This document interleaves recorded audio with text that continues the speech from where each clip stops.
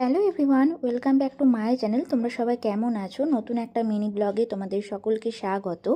আজ ছিল শুভ নববর্ষ। আমাদের সকলকে জানাই শুভ নববর্ষের প্রীতি, শুভেচ্ছা ও অভিনন্দন। বড়োদেরকে প্রণাম আর ছোটোদেরকে আমার অনেক অনেক ভালোবাসা।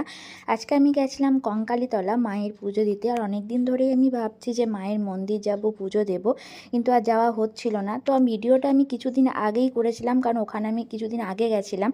তো ভাবলাম যে আজকে পয়লা বৈশাখের দিন মায়ের মন্দিরটা শেয়ার করি।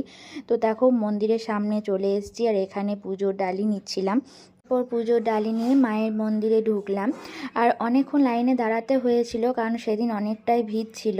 আমার যখনই মন খারাপ লাগে তখনই মনে হয় মায়ের পুজো দিই, কোথাও ঘুরে আসি মন্দির থেকে, তো মনটা অনেক শান্তি লাগে। তারপর মায়ের পুজো দেওয়ার পর মনটা অনেকটা ভালো হয়ে গেল। এরপর এই জলটা মাথায় নিলাম। এটাকে বলা হয় পবিত্র কুণ্ডু।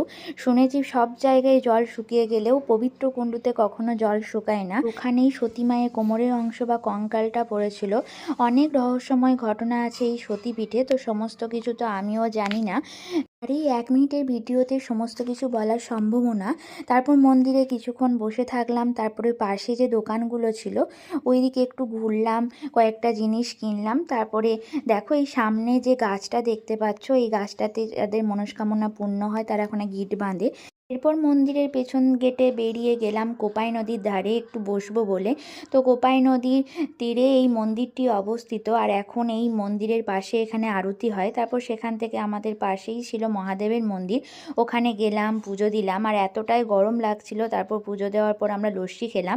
এরপর আমরা দুপুরে খাওয়া দাওয়া করে বাড়ি চলে এসেছিলাম। এই ছোট্ট মিনি ব্লগটি কেমন লাগলো জানিও। ভালো লাগলে লাইক কমেন্ট শেয়ার করে চলো টাটা।